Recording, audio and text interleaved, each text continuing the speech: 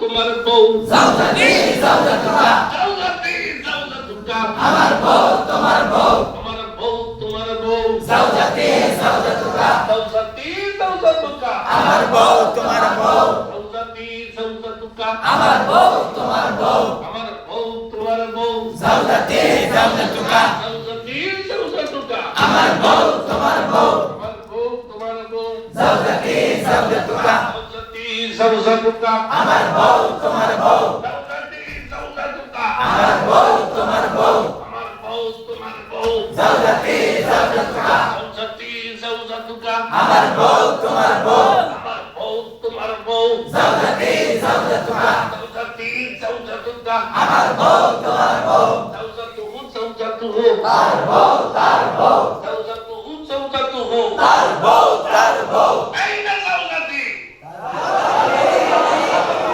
আইনা জাউজাতি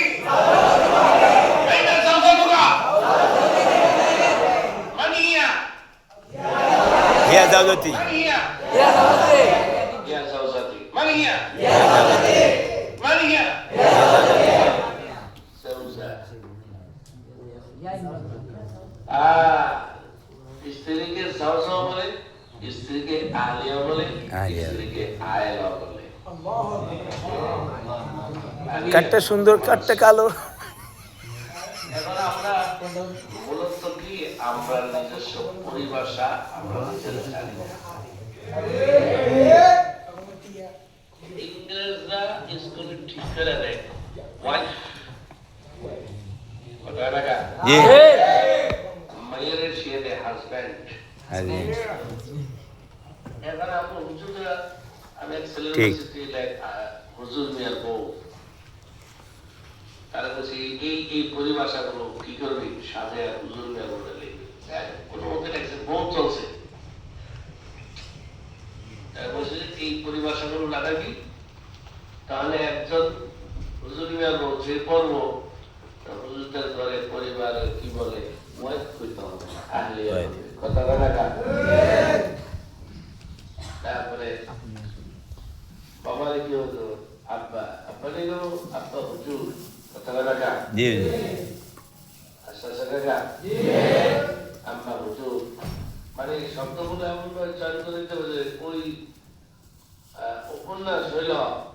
সেটা দিয়ে তার পরিভাষা শিখে ফেলবে আর না একজন আলাদা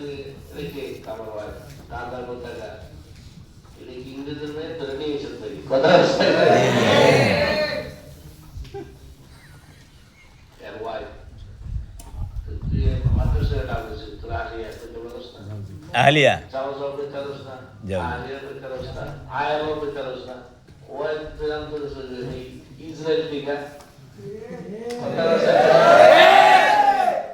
আপনারা ওই দেশটা নিয়ে এই দেশে নিয়ে আসতে থাকি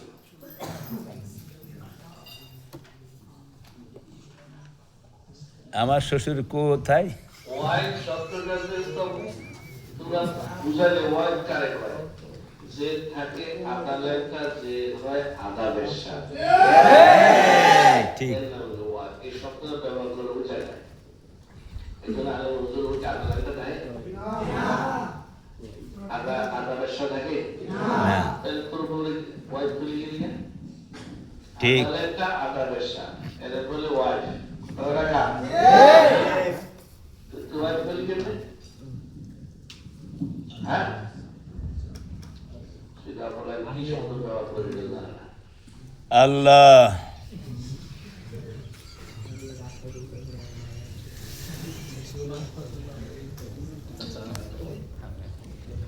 কারণ ও যদি আদা ব্যবসা